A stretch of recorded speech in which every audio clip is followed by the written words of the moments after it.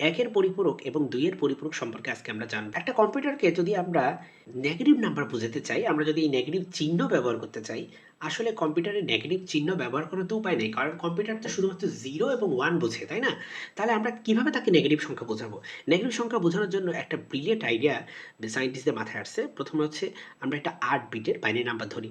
ধরেন আমরা একটা নাম্বার ধরলাম 0 0 0 0 1 0 1 0। এই যে 8 বিটের বাইনারি নাম্বার ধরলাম।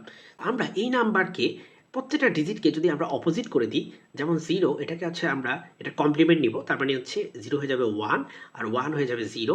এভাবে যদি আমরা করি, প্রত্যেকটা 0 কে 1 আর প্রত্যেকটা 1 কে 0 করে দিই, আপনারা দেখতে পাচ্ছেন এই প্রত্যেকটা 0 হয়ে গেল 1 আর প্রত্যেকটা 1 হয়ে যাচ্ছে কত 0।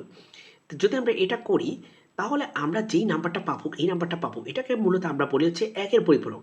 এটাই হচ্ছে একের পরিপূরক। তাহলে একের পরিপূরক করার উদ্দেশ্য কি? একের পরিপূরক করার উদ্দেশ্য হচ্ছে আমাদের যে অলরেডি যে নাম্বারটা আছে, এটা ঋণাত্মক নাম্বার নেওয়ার জন্য আমরা একের পরিপূরক করি।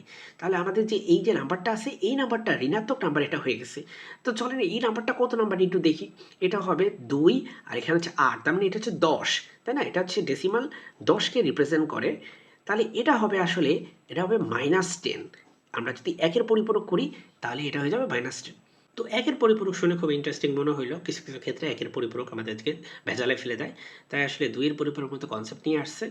তো দুইয়ের পরিপূরকের ক্ষেত্রে আমরা একই কাজই করি। একের পরিপূরকে যেমন কোনো একটা সংখ্যাকে তার ঋণাত্মক সংখ্যায় নিয়ে যাই, দুইয়ের পরিপূরক করলেও কোনো একটা সংখ্যা তার ঋণাত্মক সংখ্যায় চলে যায়। তো ধরেন আমরা সংখ্যা চিন্তা করি 0 1 0 0 1 1 0 1। এই সংখ্যাটাকে আমরা যদি অপোজিট করে দিই, প্রত্যেকটা ডিজিটকে তার কমপ্লিমেন্ট নিয়ে নিলে আমরা কি পাবো?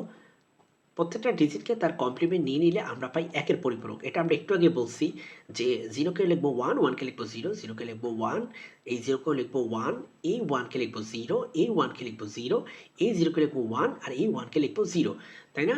এখন আমরা হচ্ছে এটার সাথে এটা কিন্তু করলাম কি, এটা হচ্ছে একের পরিপূরক করে ফেললাম।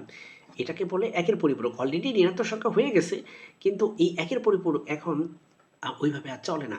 এখন চলে হচ্ছে 2 এর পরিপূরক। 2 এর পরিপূরকের ক্ষেত্রে আমরা যে একের পরিপূরক করি, তার সাথে জাস্ট একটা এক্সট্রা 1 যোগ করে দিই। তাহলে বলেন তো 0 আর 1 যোগ করলে কত হয়? 0 আর 1 যোগ করলে হয় কত? 1, তাই না? 0 আর 1 যোগ করলে হয় 1। এটা আমরা সবাই জানি যে 0 আর 1 যোগ করলে হয় কত? 1। আর ক্যারি কোনো কিছু থাকে না। তার মানে হচ্ছে এই 1 এর 1 বসে যাবে। এই যে 0 এগুলো সব বসে যাবে, সরাসরি বসে যাবে। কারণ আর যোগ করার কিছু নাই। সো সরাসরি এগুলা বসে যাবে। এটাই হচ্ছে আসলে আমাদের 2 এর পরিপূরক। তার মানে আমরা যে এই যে সংখ্যাটা আছে, এই সংখ্যাটা ঋণাত্মক সংখ্যা আমরা এখানে পেলাম।